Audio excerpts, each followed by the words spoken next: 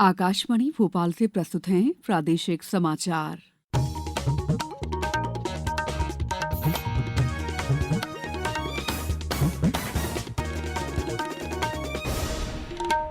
नमस्कार, समाचारों के साथ मैं दीपा सिंह। सबसे पहले मुख्य समाचार। प्रधानमंत्री नरेंद्र मोदी आज नई दिल्ली में मुख्य सचिवों के 5वें राष्ट्रीय सम्मेलन की अध्यक्षता करेंगे।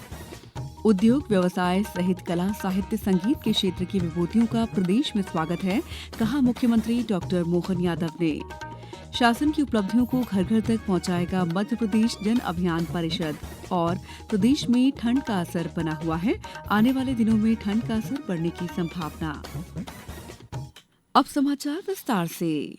प्रधानमंत्री नरेंद्र मोदी आज और कल नई दिल्ली में मुख्य सचिवों के 5वें राष्ट्रीय सम्मेलन की अध्यक्षता करेंगे।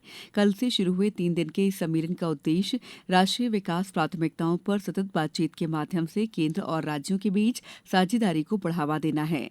प्रधानमंत्री के सहकारी संघवाद के दृष्टिकोण पर आधारित ये सम्मेलन केंद्र और राज्य को एक मंच पर लाकर देश की मानव पूंजी क्षमता और समावेशिता को बढ़ाने तथा भविष्य में विकास की गति तेज करने के लिए एकीकृत रोडमैप तैयार करेगा। केंद्रीय गृह मंत्री अमित शाह ने देश भर में आतंकवाद निरोधक दस्ते एटीएस का एक साझा ढांचा बनाने का आह्वान किया है। गृह मंत्री ने राज्यों के पुलिस महानिदेशकों को इसे जल्द से जल्द लागू करने के निर्देश दिए हैं।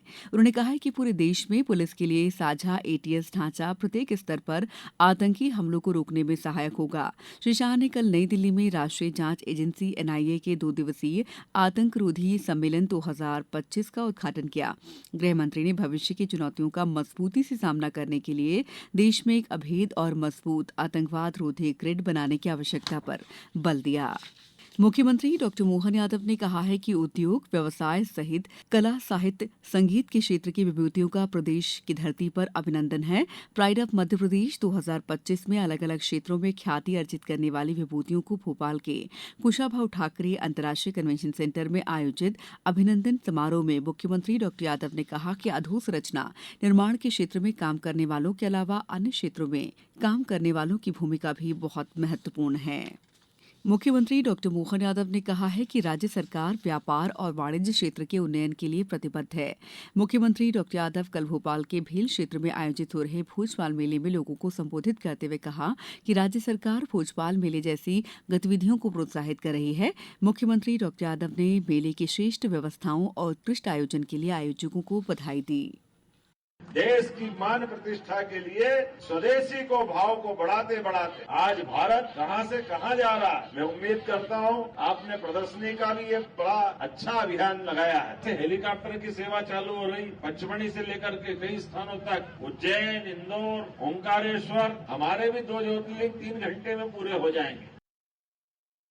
प्रधानमंत्री नरेंद्र मोदी ने कहा है कि युवाओं को राष्ट्र निर्माण के केंद्र में रखते हुए नई नीतियां युवा सशक्तिकरण पर ध्यान केंद्रित करते हुए तैयार की जा रही हैं। नई दिल्ली में कल वीर बाल दिवस कार्यक्रम में श्री मोदी ने कहा कि जिनजी और जिन अल्फा देश को एक विकसित राष्ट्र बनने के लक्ष्य की ओर ले जाएंगे। उन्होंने कहा कि अंतरिक्ष, खेल, फिनटेक और विनिर्माण सहित विभिन्न क्षेत्रों में सरकार की हर पहल के केंद्र में युवा है।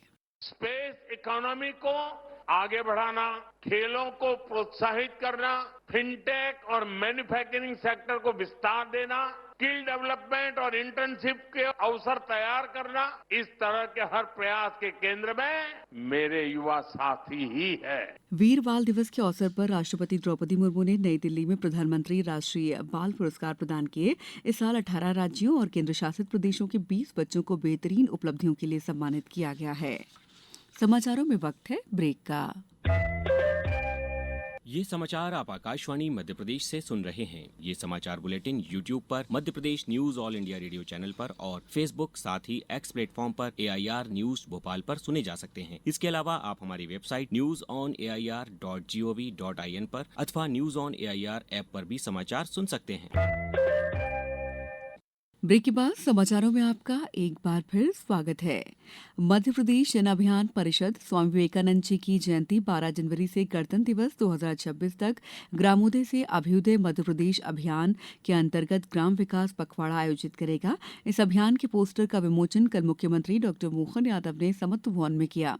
इस मौके पर परिषद के उपाध्यक्ष मोहन नागर और कार्यपालक निदेशक डॉ पकुल लाई सहित योजना, आर्थिक और सांख्यिकी विभाग के अपर मुख्य सचिव संजय कुमार शुक्ल भी उपस्थित रहे। महिला एवं बाल विकास मंत्री निर्मला भूरिया ने कहा है कि प्रदेश में वन स्टॉप सेंटर महिलाओं के लिए सबसे बड़ी सुविधा के रूप में अपनी पहचान बना चुके हैं। इन केंद्रों के माध्यम से महिलाओं को एक ही छत के नीचे स्वास्थ्य सेवाएं, चिकित्सीय परामर्श और विधिक सहायता उपलब्ध कराई जा रही है। महिला एवं बाल विकास विभाग ने कहा है कि विगत 2 वर्षों में प्रदेश में 5 नए वन स्टॉप सेंटर प्रारंभ किए गए हैं। साथ ही महिला हेल्पलाइन 181 के माध्यम से पिछले 2 वर्षों में लगभग 2,36,723 महिलाओं ने इस सुविधा का लाभ प्राप्त किया है। पिछले 2 वर्षों में हमने 5 नए वन स्टॉप सेंटर भी प्रारंभ किए हैं, जिसमें महिलाओं को एक ही स्थान पर सहायता प्रदान करने की सुविधा का विस्तार हुए हैं। संकटग्रस्त महिलाओं को आवश्यक सुविधाएं, सहायता उपलब्ध कराई है। ऐसी कोई भी महिला जो संकटग्रस्त है, उसे विभाग में न केवल सहायता की है वरन उसे संबल भी दिया है।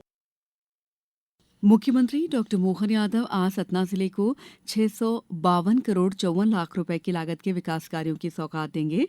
मुख्यमंत्री डॉ यादव शहर में 31 करोड़ 15 लाख रुपए की लागत से नवनिर्मित अंतर्राज्यीय बस टर्मिनल और 8 करोड़ 39 लाख रुपए की लागत के नवनिर्मित धवारी क्रिकेट स्टेडियम का लोकार्पण करेंगे।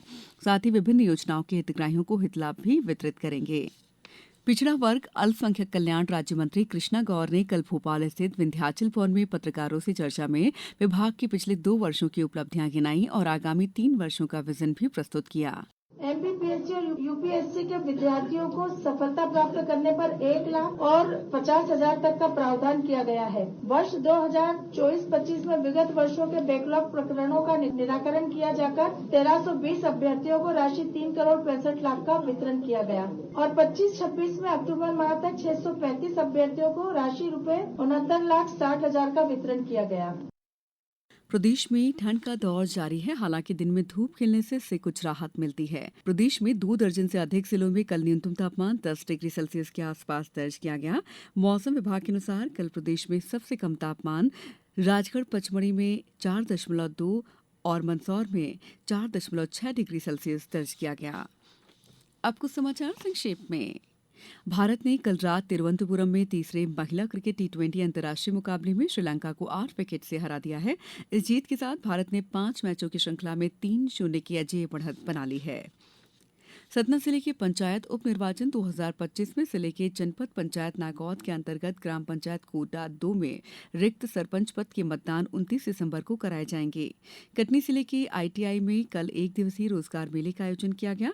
पन्ना में महिला एवं बाल विकास विभाग द्वारा कल आंगनबाड़ी केंद्रों में वीर बाल दिवस का आयोजन किया गया। मध्य प्रदेश राज्य ग्रामीण आजीविका मिशन के अंतर्गत झाबुआ जिले में जिला स्तरीय समीक्षा बैठक आयोजित की गई।